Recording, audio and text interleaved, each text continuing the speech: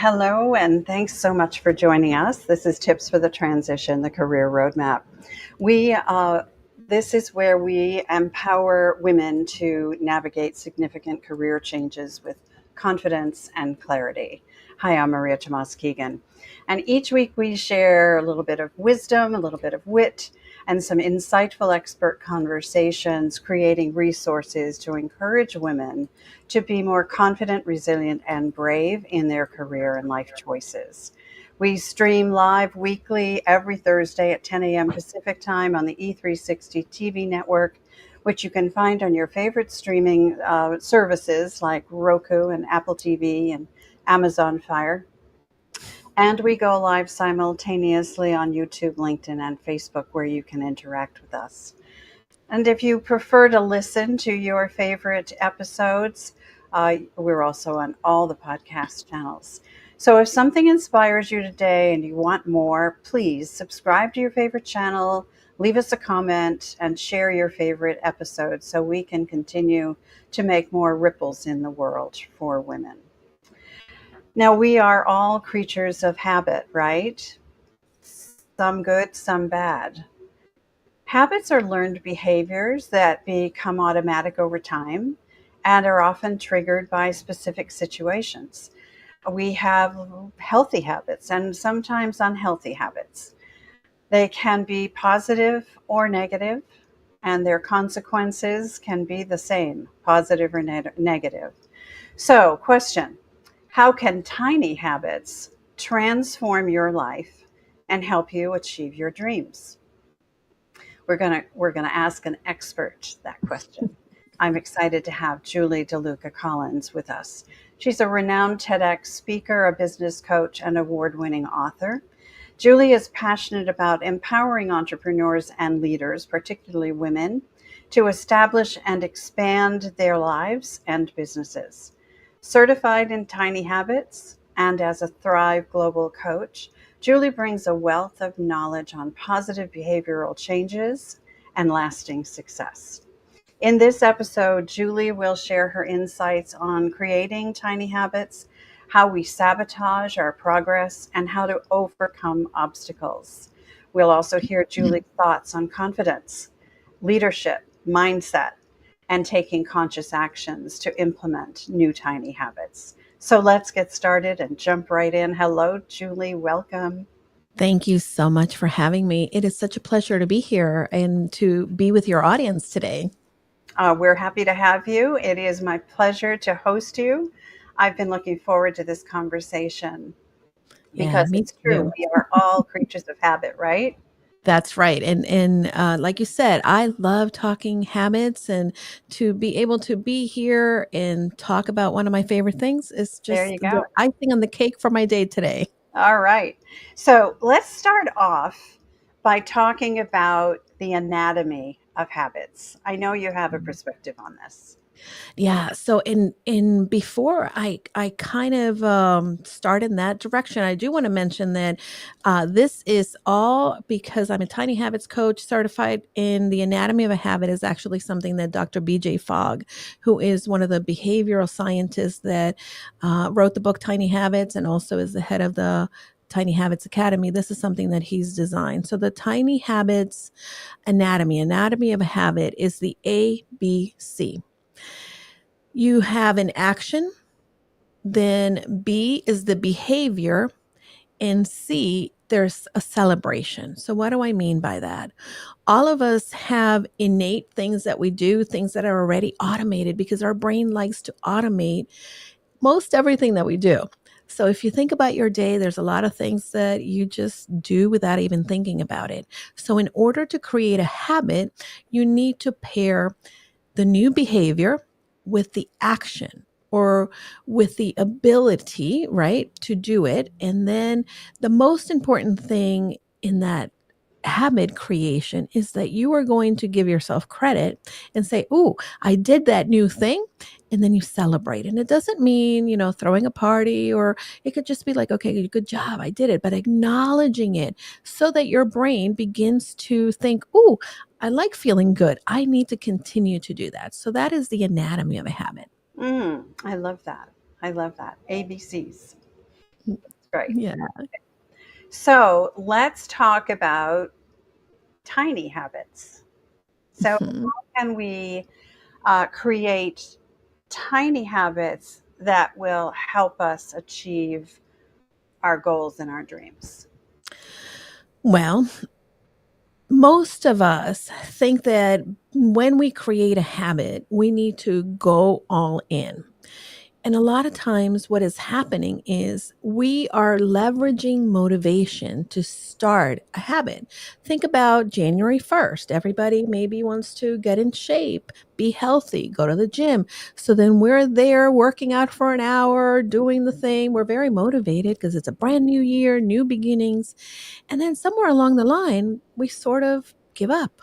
Life starts to happen. It's not so much a priority. What has actually happened as well is that that new habit that we're trying to create, it's hard because we weren't doing it before. And the reason we were able to get started is because we had motivation. But once motivation leaves us and something is very hard to do, then it becomes difficult to continue the consistency to be able to you automating that behavior. So for that reason, we talk about tiny habits. And tiny habits is something that you create, again, as I mentioned in the anatomy of a habit. After an action, you create that new behavior, but you create it in a way that is so small that you are not requiring to have that motivation to do the new behavior. And then again, you celebrate that you did it. And once you do that, you are able to begin to automate that. One of the tiny habits that I have that is very basic, very small, but it really sets me up for my day is I want to get up from sleeping the night before in a very positive way. So, one of the things that I do is I put my feet on the ground, and that's my prompt, my action, my behavior that I already have. And now the second thing that I do is I say, it's going to be a great day. And that's just so tiny, right? I'm not journaling for an hour, which, again, there's nothing wrong with doing all of that, but you want to go ahead and start tiny. So it's going to be a great day. Then the next thing that I do is I said, okay, yay, I did that. And I keep going about my business of getting ready in the morning. But what starts to happen is I feel so proud of myself. I am already in this motion, like I accomplished that. And then I move, and there's several different things that are behaviors that are automated in my life now, but started with a very tiny action.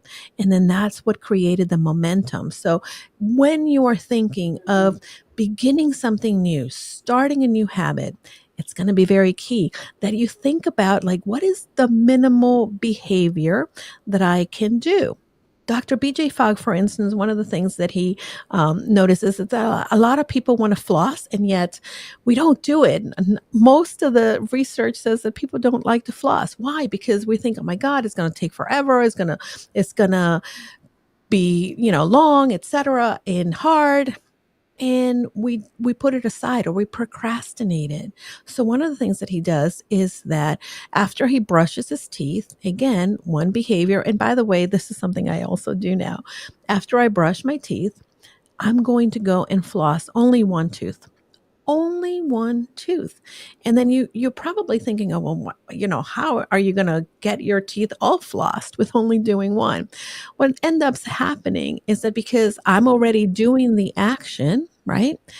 I think, oh, I might as well keep going. Why am I not going to do that? Now, on the days that I'm rushing or whatever, if I floss one tooth, I am still successful. I don't fail at that habit, right, of flossing every day. So that is why you want to go ahead and start small so that it's attainable, and then you can create momentum and feel proud that there's no failure here. There's only consistency in movement forward. Oh, there's so much you just said.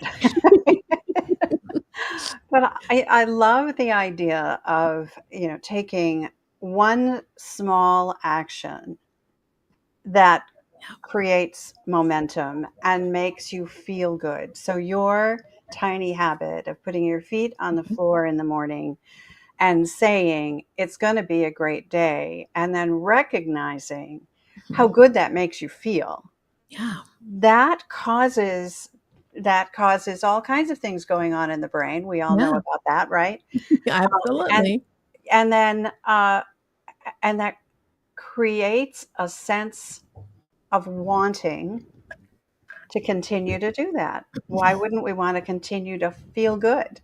Right. Absolutely. And I think that, again, we look at habit creation as something that we need. And we often ask ourselves, and this is one of the reasons why I became a tiny habits coach. I know that having certain habits creates success for us. And I've seen many people in my life, and I talk about them in my book, right? Individuals that have had success.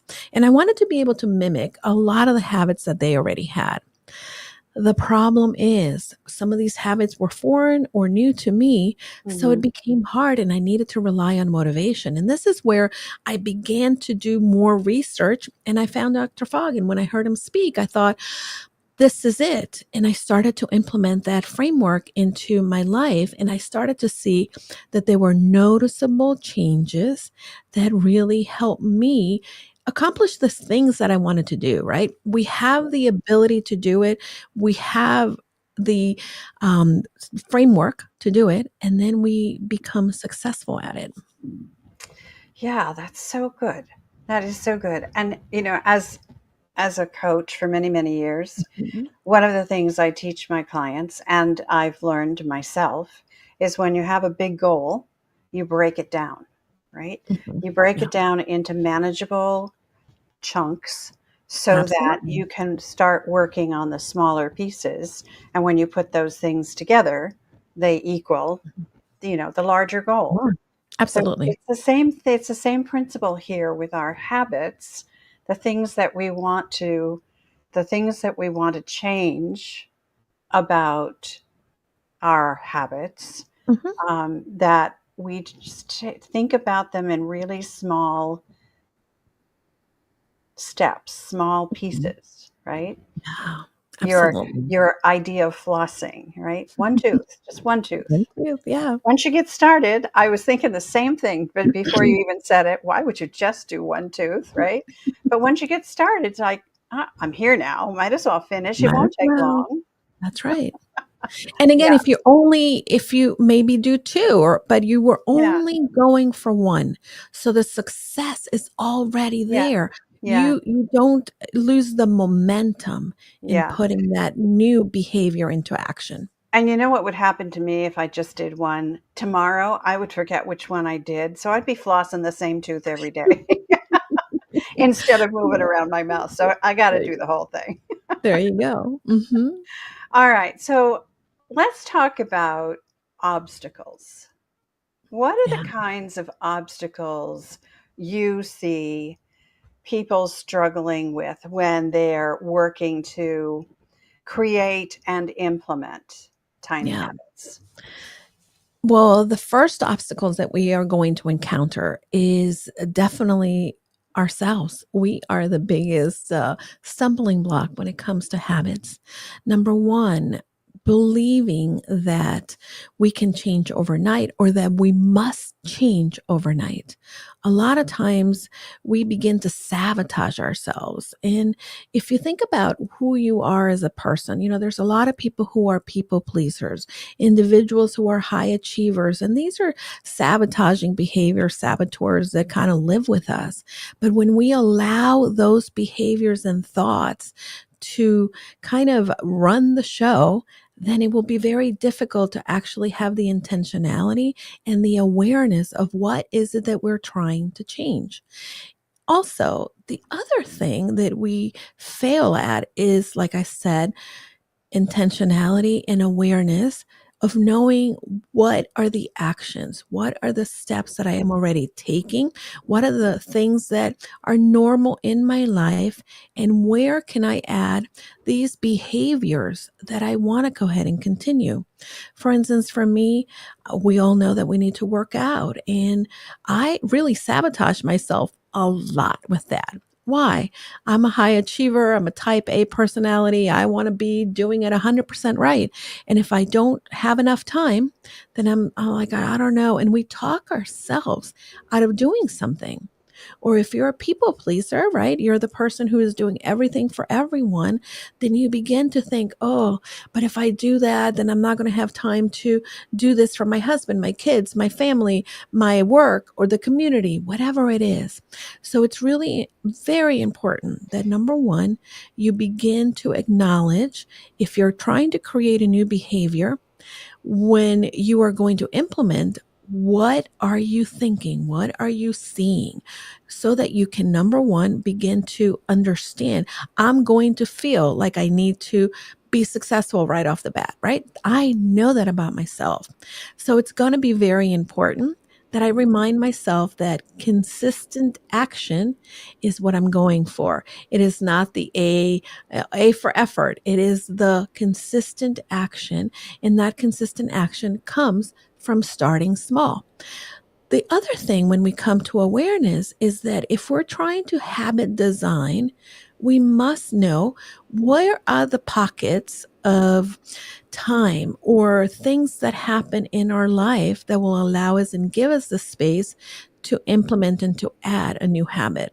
For instance, I have a client. She calls herself a recovering people pleaser. But one of the things that she really wanted to incorporate into her life is meditating.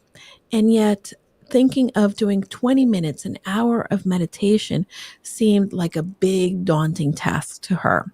So, what I recommended is that rather than her beating herself up, because when we beat ourselves up, we're more likely to not do the new thing or the behavior, right? And then we go down the ourselves spiral. I recommended that when she dropped off her kids at school, and comes back home in her car, then that is the prompt to add the new behavior of meditating. And before she gets out of the car, I encourage her to not do 30 minutes, 20 minutes, do 2 minutes of just deep breathing, of really taking the moment. And then all of a sudden, guess what happens? She is meditating. She is gaining all of the things that come from being able to implement that habit. She is reaping the rewards from meditation, but she is also feeling proud of herself. And on the days that she's got a list of 100 million things to do, she still is successful, and her brain is helping her continue to expand on that behavior. That was such a good suggestion, to start with 2 minutes, right? Mhm, At a time when she is sequestered in private and in quiet. mhm, Because the minute she gets out of her car, gets into the house, right, something's going to distract her, right. right? Absolutely. So that was such brilliant advice. And Yeah. I think that um, we can't emphasize enough what we're talking about here. And that's like, Mhm. take it in tiny steps. Yeah, If you absolutely. think you want to meditate and everyone's saying meditation doesn't work unless you do it for 20 or 30 minutes, Not true. that's not true. Not true at all. That is not true at all. Right. So, 2 minutes of deep Mhm, breathing. And while you're deep breathing, your mind is calming, your body is calming, you are in a meditative state. mhm. And Yeah. that's success. I love that. That's Absolutely, brilliant absolutely. advice. The other thing too that happens is, and we talk about this in the Tiny Habits community, that once you begin to plant that little seed, we know what happens with little seeds if we are watering them, if they're getting enough sunshine, if they have enough space, they're going to grow. So, for instance, that meditation habit of the 2 minutes that my client has been able to incorporate into her life, and now it's part of her routine, has grown because now Yeah. she's looking at the different times in which she may put her kids to bed and then she sits for a little bit, or maybe they're having dinner and they take a minute to, while cleaning up, then she's actually breathing deeply and she's finding these pockets where she's incorporating that behavior into her life. And for Yeah. many of us, we don't know where we have these pockets because we're always looking for, oh, I need an hour for that. It's going to take too long. And that's again what sabotages us. Yeah. We are our own worst enemies about that, Yeah, aren't we? Yeah. absolutely. But we can be our best allies if we allow We- ourselves and Yeah. we're using the right structure to do so. And another great tip is to once you've figured out that you've got 2 minutes, Hmm. right, in your car quietly, you recognize how well it makes you feel. And then Yes. you start finding 2 minutes in other places. Hmm. It just happens because you felt so good. It feels refreshing, right? Yeah. It's like taking a power nap. For me, I love that. Taking, Yeah. for me, it's a 5 minute break, right? Yeah. Work for Absolutely. 45, take a 5 minute break, and Hmm. then, and just breathe, right? And Yeah. then you find those 5 minutes or 2 minutes in other places in your life, right? Before Mm. you drive someplace, before you get out of your car, Yeah. take 2 minutes. Yeah, absolutely. Everybody It has two becomes minutes. habitual and Yeah, it becomes part of who we are. And that is the other key of tiny habits. It's not just the actual behavior, but it becomes part of our identity. And for right. many of us, when we're trying to create a habit, we we think I want to work out, but why do you want to work out? Do you want to be the person that is healthy? Do you want to be the person that has more energy? So reminding yourself of, I am an energized person. So then your brain starts to associate, well, what does it take? Okay, I need to go ahead and maybe go for a walk around the block. That's another great habit that people can implement. If you're looking to start maybe a routine, an exercise routine, you don't have to start big.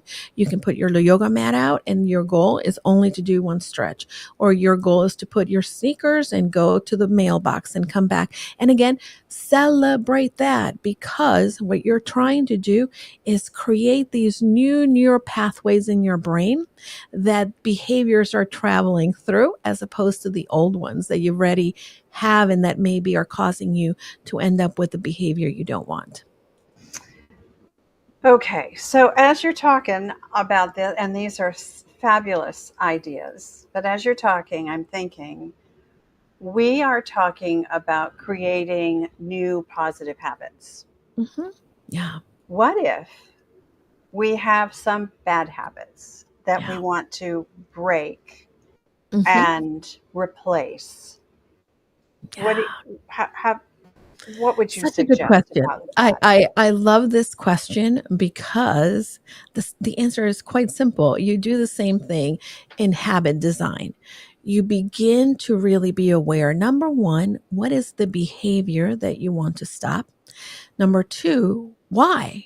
What do you get? So you need to have that sense of identity of who you will become by not having that behavior. And then you start to see, if maybe I come home from work and I go into the pantry and I start eating everything in sight, and then I get to dinner and I've already, had a big eating of all the snacks, right? That may be a habit that you're looking to stop. So then you're going to think, okay, who do I want to be? Well, I want to be the person that is not picking at the snacks because that derails their healthy eating plan. Or then I don't have dinner with my family, or whatever it is. And then you would think, what is it that is the prompt, the behavior that happens before I eat those snacks, the habit that I want to break? For instance, maybe you're coming in from work and you have to go through the kitchen. And I will tell you, that's a habit that my husband has, because we come in through our back door. So every time he comes in, he actually, he's in the kitchen. So it's easy for him to just open the pantry and go in and do some damage in there with some of the cookies or potato chips. However, one of the things that we've learned is that if the habit is that he is coming in through the door, number one, he can change, he can come in through the front door. Number two, maybe we move the things that you're trying to change. So for instance, I don't keep all our cookies and things in there. I actually keep them in the bottom shelf, where he can't really see it. So typically I also leave apples and fruit in the counter where he will see it, rather than going for the other snacks. And then here's what happens too, right? One habit creates another. So for him, it reminds him like, "Ooh, I'm going to snack." And then he stops. And if he doesn't want the apple, the banana, the orange that's on the counter, then that's another prompt that is reminding him, like, maybe you're not hungry. Maybe you're just eating because you're bored. Maybe it's a habit. So, really creating these moments in which you change the place, the thing that is helping you to do the habit that you don't want to do, shifting that will help to change it. I know I have a client, for instance, that really wanted to stop just watching so much television, right? So to create a new habit, she then left a book in her dining room table so that after dinner, her book is there where she sees it. So then her habit is that I'm going to open and only read 2 pages. Again, not a lot. So then sometimes she really gets caught up in the book and she's reading and she's enjoying it. And then maybe she'll watch television, but not as much as she was watching. And on the days that she reads 2 pages and then goes to do the television, then guess what? She's still successful at doing the habit and breaking away from what she wanted to change from. Mm. More good tips. That's so good. That's so good. So, recognizing the habit you want to Mhm. change, Right. and then deciding Yeah. how you want to maneuver things so that Mhm. you're not following the same pattern every Right. time, right? Right. Your husband coming in the back door, Yeah. walking right by the pantry, just automatic. It's automatic, right? Mhm. Open the pantry door, grab the chips, and snack. Right. We do it mindlessly so often, Yes. right? Absolutely. Yeah. Think So think of that, entrepreneurs too. They wanna be more organized, they wanna be more productive, but yet when they walk into their office, the first thing that they're doing, right? Automated, I'm gonna open my email. Then yep. you get caught up in email and you're doing all of that, and guess what? You look at the clock, you start your first meeting, and you begin to kind of be reactive to your day as opposed to what is the one thing. Now, again, it's not only recognizing the behavior, but knowing why you want to change the behavior, because that also Mm, helps you keep that momentum. yeah. And revisiting that why is also important, because if you forget why you started and what you're trying to accomplish with moving this habit and recreating it or creating something new, then it's going to be very difficult to go ahead and automate that. Love that. All right. So that's a good segue to the next question about mindset.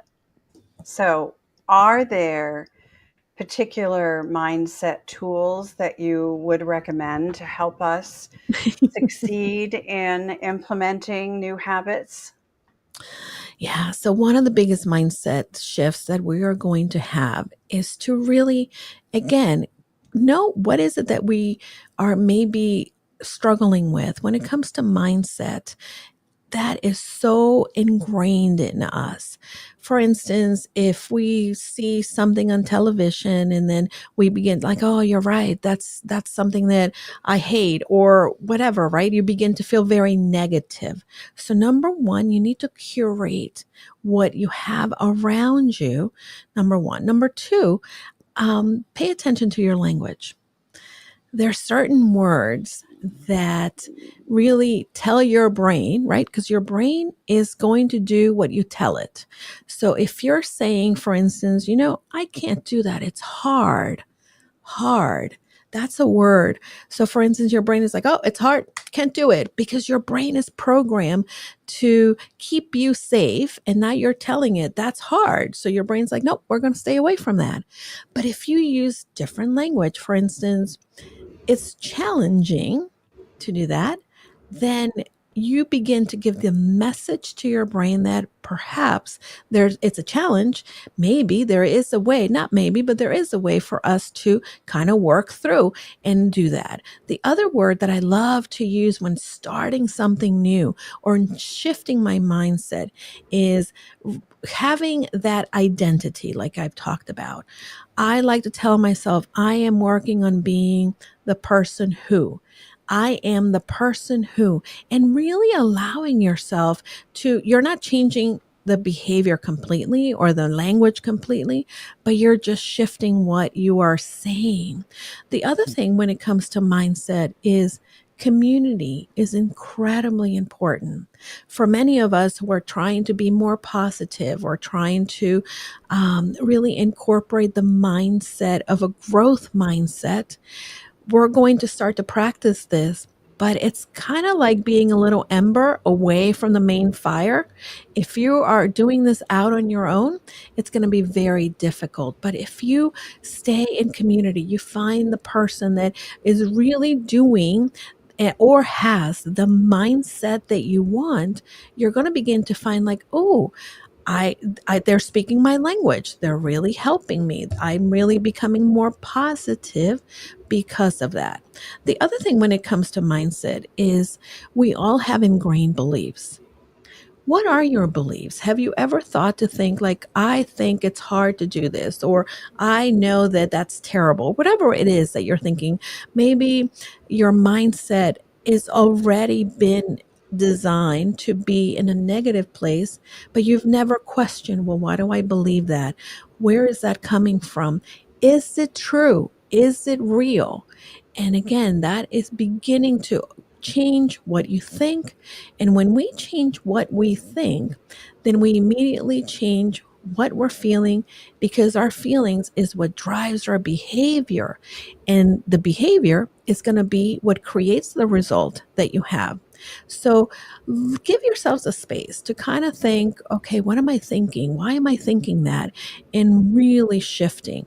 Surround yourself with the right people. But again, go back to that awareness. You know, I love the so many good things you just talked about. And the one that I keep coming back to, and I harp on this for myself personally, as well as with my clients, surrounding ourselves with the people who are modeling the behavior Yeah. that we want to have Mhm. ourselves. Yeah. Uh, it gives us hope. We see that it may feel challenging, but it's possible, Mhm. right? And there's all the encouragement that comes from people who have been where we are and are now where we want to, who we want to become, or where we want to land next. Yes. We have role models. We have a Absolutely. path, Mhm. and And we're telling our brain, "Hey, they did it. It's it's possible. We possible. can do it." Yeah, Right, absolutely. right, right. Yeah, that's so important. Surrounding ourselves with people who we aspire to be, or we admire for whatever reason. And if they Yeah. have good habits that we want to integrate into our own Mhm. lives, we get to Yeah. talk to them about, so how did you create that one? Yeah. And how can Absolutely. I do it in the tiny habit way? Yes, and by the way, Maria, the other thing that people take for granted is that our brain acts like a computer.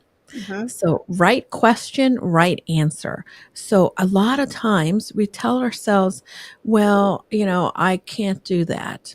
Well, if you're telling yourself that, you're going to get the answer like, you're right, I can't do it. Right. But if you begin to say, well, how can I?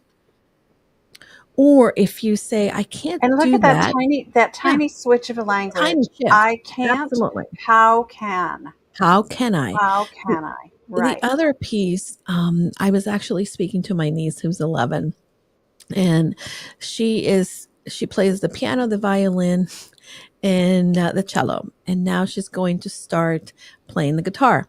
And she says, well, I don't think I'm going to be that good, or I'm not that good. And I said, Amelia, you weren't that good at violin or piano or cello when you started, so Yeah. change your language. I'm not good with the guitar yet. Adding that simple word begins to train your brain like, oh, not yet, but I'm going But to it's get there. possible. I'm Right. on a journey. It's possible. Yes. Right. Right. And that's so important to us as human beings, right? Mhm. To Yeah. create a sense of hope Mhm. that we Yeah. can change things if we want to, Mhm. and that it's possible if we allow, just open the aperture a bit and explore the options that we have to change and find the one in a tiny way, right? The tiny habit that can help us move in that direction. Mhm. I love Yeah, this absolutely. I conversation. love this conversation. Thank you for, having such great questions. I really love talking Oh, about this. I just got goosies. This is such a great resource for people who struggle to think about change. A lot of people, Mhm. and I'm a transition expert. I Yeah. talk to women who are going through major changes in their lives and in Mhm. their careers. Yeah. And this is a topic that will help all of them Yeah. when they realize that they may have a big goal, Mhm. but they don't have to struggle thinking about achieving it, Yeah. achieving that goal, right? You have the Right. big goal, it's out there a ways. Now let's Mhm. break that down so that it Yeah. is achievable in in small ways, right? Yeah. The And old that adage, "I eat an elephant one bite at a time," one bite at is a time. exactly what we need to keep in mind. Yeah. So if the goal is the elephant, Mhm. the way you get there is one Yeah. bite at a time, That's one right. tiny habit at a time, right? That's right. Yeah. Yeah. All right. So I would love to hear a little more of your story. How Um, how did, if you're willing to share, yeah, of how course, I'm an open how book. did tiny habits, creating tiny habits, help you overcome challenges and make a positive impact in your life? Yeah. Well, thank you again for asking this question because I think that we need to normalize that when we see someone like people may be watching today, I don't want them to think that I am perfect or have it all together. I really like to talk about how this is a journey. There's no destination of getting there and then you have it, you're done. It's a process of always doing it. And for me, I started my corporate career after a couple years in teaching, and I realized that I wanted and I saw that vision for myself that I wanted to grow. I wanted to get up in that executive suite someday, and really acknowledging that the road was going to require um, different things that were new to me, things that may be difficult, challenging, right? Like we're talking about, but really acknowledging that, hey, I am thinking I can't do that. And then I began to shift the thought of when I was afraid, the thought of, I don't know, that was a prompt for me. And this is again the framework of tiny habits.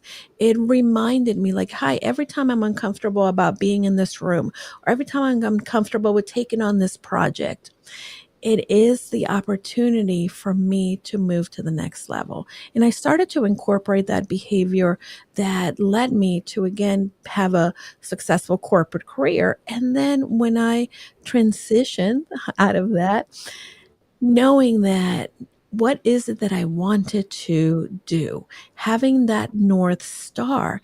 And for me, these habits that I created in my corporate world are habits that I thought, okay, what are the things that serve me? What are the things that worked for me? And how I can take those and put them into this context. And again, once I have my North Star, once I begin to use the things that I already do to keep going towards that North Star. And again, sitting and analyzing, like, okay, where are the areas that I need to improve? Where are the areas that I'm going to need to shift from in order to get to where I'm going? Who are the people? what are the things that need to be part of my environment, my support system to help me keep going? And for me, again, habits has been something incredibly important.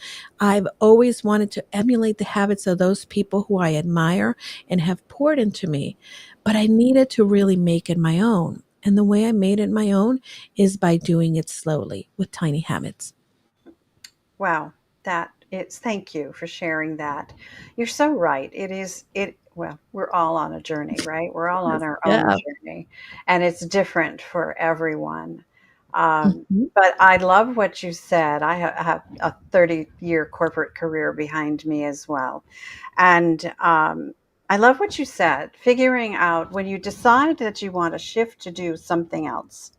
So for me, I reinvented myself Yeah. from, a Love corporate it. leader to a career coach Mhm. for corporate women, right? Um, but that was a transition. And what I loved about what you said is that you thought about the habits you created in your corporate life, Mhm. which of them served you, Right. and analyzing which of them will serve you still and Yeah. which won't. And then Mhm. what are the shifts you have to make? Where do you want to go? What do you need to learn new? What's the gap, Yeah. right? And then figuring out how to fill the gap in a tiny habit way. Yes. And I want to jump in here with one thing that I figured out. And by the way, again, I've alluded that I'm that competitive person. You know, you come to my house and my sisters and our family is together. We're very competitive in our family. Um, but the issue is that if we have the mindset, right, of wow, I want to get to point B. And I'll tell you, for me, one of the biggest goals that I had when I started my business is I wanted to get to the place where I was replacing my corporate salary. And every day that I got up and I said, "Oh my gosh, that's my goal." And I would work hard at my business, but then I looked at, wow, I only made $10 today. That's going to be really hard to get into replacing my corporate salary. And again, I acknowledged that I was using the word hard and then that made it hard. But also, here's the key. And I learned this from Dr. Benjamin Harding on this, that we need to focus on the gain. We cannot focus on the gap, because the more that we see, if I'm starting Mm, here and I want to be over there, then we start to make ourselves discouraged. And that's something that affects our mindset. So, for instance, what I started to do and shift is yes, I want to replace my corporate salary, but then every time I gain a new client, every time I was asked to speak and I was being paid for it, I began to celebrate that. And I would look not necessarily forward, I would look back to where I was. Wow, yesterday I had no clients, or yesterday my business was just a dream. And then you begin to see how far you've come, and that will help to motivate you to move forward. I love that. That is so powerful and Yeah. so simple a concept. Focus on the gain, not the gap. Yeah, Love that. absolutely. That is powerful. And it's a book, by the way. So I would encourage, that's one of my favorite books. I keep it back there. Anytime that I have a new client, it's probably one of the books that I will share with them and send them, because I think that, again, as entrepreneurs, half the battle in really making a living as a small business owner, really finding the success, is that we don't have that awareness and we don't have the mindset. And then we allow ourselves to kind of spiral. Yeah. Um, Yeah. Entrepreneurs who, for instance, focus in the gap, then they'll say, "Oh, but it was very hard and I have a long way to go and I don't know if I Yeah. could do that." And Yeah. then you start to talk yourself out of it, and then maybe you take a break from doing the things in your business that you need to. When you Yeah. take a break, then it's going to be harder to come back, and then you're relying on motivation and you're saying, Right. "Oh, but I'm really behind because I took a break yesterday." Yeah, And and then it's you not just for go that way. entrepreneurs. Even in the corporate world, as we are looking at, our career path. Mhm. right? As if we are not happy with where we're at and we aspire for more, Yeah. then there is that same concept comes into play, right? Mhm. If you Yeah. focus on the gain, tiny habits helps you focus Yeah. on the gain, doesn't it? When you're Absolutely. celebrating, right? Yes, celebrate Absolutely. every Yeah. win. Yeah. Celebrate Every every win. Yeah. win. I Yeah. love that. All right. So you wrote an award winning book, Confident You: Simple Habits to Live the Life You Have Imagined. Mhm. Tell us about your book. Well, like I mentioned before, there's been so many different individuals that have been so meaningful and impactful in my life. And one of the things that I notice is that, again, having them as mentors or inspirations or the examples of what can be possible is something that really helped me emulate and have that community that helped me move forward. And then I started to think, wow, there's a lot of these individuals who maybe other people will never be able to learn or know or see the example. I talk about, for instance, my grandmother. She is the first chapter in the book. She was very influential in my life. She was an independent, successful woman when a lot of women were not even allowed to have a bank account. And she had a successful job, a successful business, and gave back. And she taught me tenacity. She taught me to show up in the face of everything being very grim. She had her leg amputated at the age of 75, and she taught herself to walk with a prosthesis that weighed maybe like 50 pounds. And she continued to show up. She didn't say, oh, woe is me, I had this happen. But she continued to say, well, what is it that I do? How can I do it? And then continue to move in that direction. So the book is really, you can read it as a standalone. You can read each chapter in order, or you can actually go in and look at the different chapters and gain some of the insights from the person that I highlight in that chapter. What I love too about the book is that as a former teacher, I am not just giving you anecdotes or giving you a formula. I am also giving you the space for you to integrate that into your life. So there is a journal that is part of the book. It's in the book. And then there's another. And if you want the additional resources, you can go into the book and it'll send you so that you can have the additional resources. But you're able to then say, I want tenacity in my life. How do I do that? Where are the areas that I need to incorporate the habit?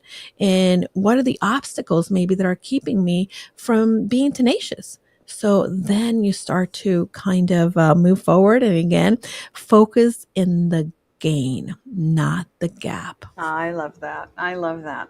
I have read pieces of your book and I love the stories.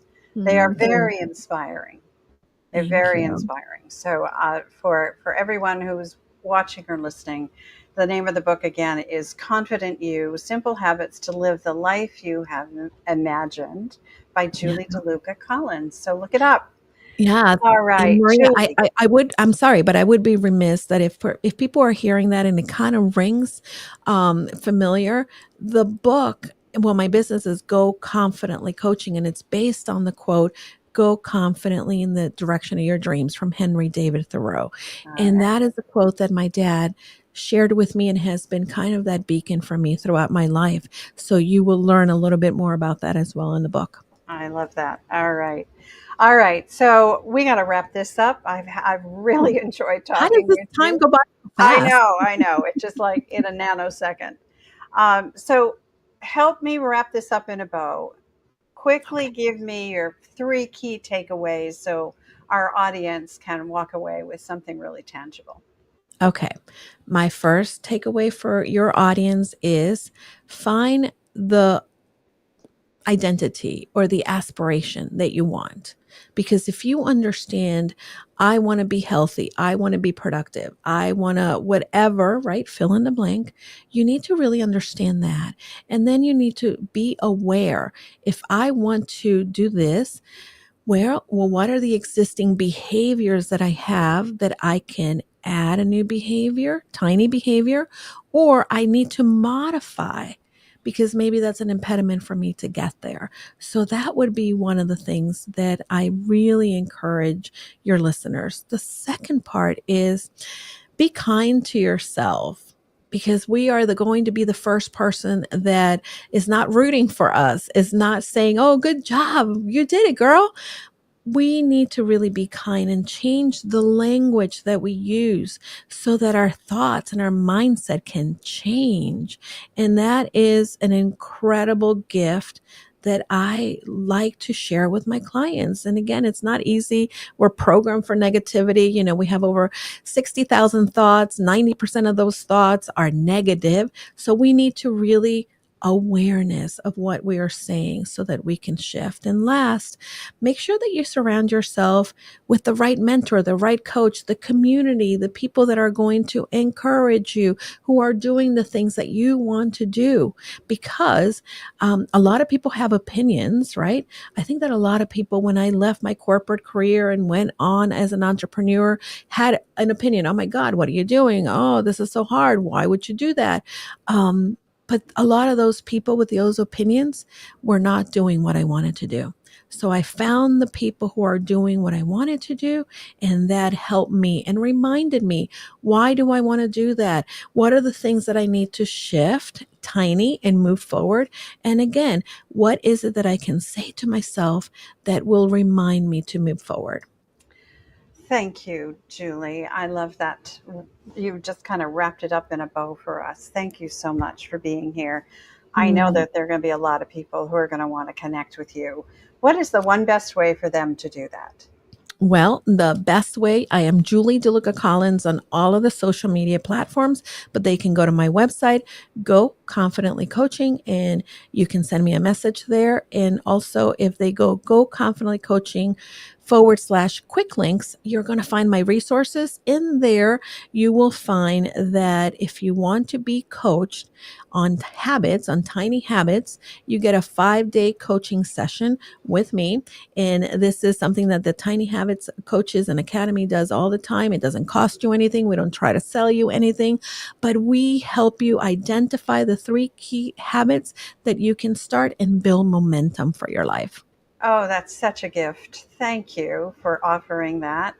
That's wonderful. Thank you so much, Julie. You're welcome. So glad that you are here with us today. Oh, thank you for having me. You're a gracious host, and this is such a great show that, by the way, everybody needs, because we can't do this alone, and we need to surround ourselves with the right resources. So thank Yeah, you. indeed. Yeah, my pleasure. Thank you for saying so. And for those of you watching and listening, I appreciate that you're a part of this community. So if you enjoyed this episode, please subscribe, leave a comment, share it, click a star, and let us know what you think. Because creating and sharing resources for women is just one of my favorite things to do. Another favorite thing is being a career and life coach for women navigating challenging times and helping them get unstuck, explore new possibilities, and find harmony in their career and lives. So, if something in this episode resonates with you and you'd like a fresh perspective, reach out. Let's talk.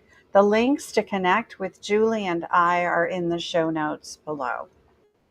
And then let's meet again next time, next Thursday, like every Thursday, at 10 a.m. Pacific time for another inspiring conversation. Because you know what? I believe it's our time to thrive. So let's thrive together. Until next time, I'm Maria Tomás-Keegan, helping you turn transition into triumph.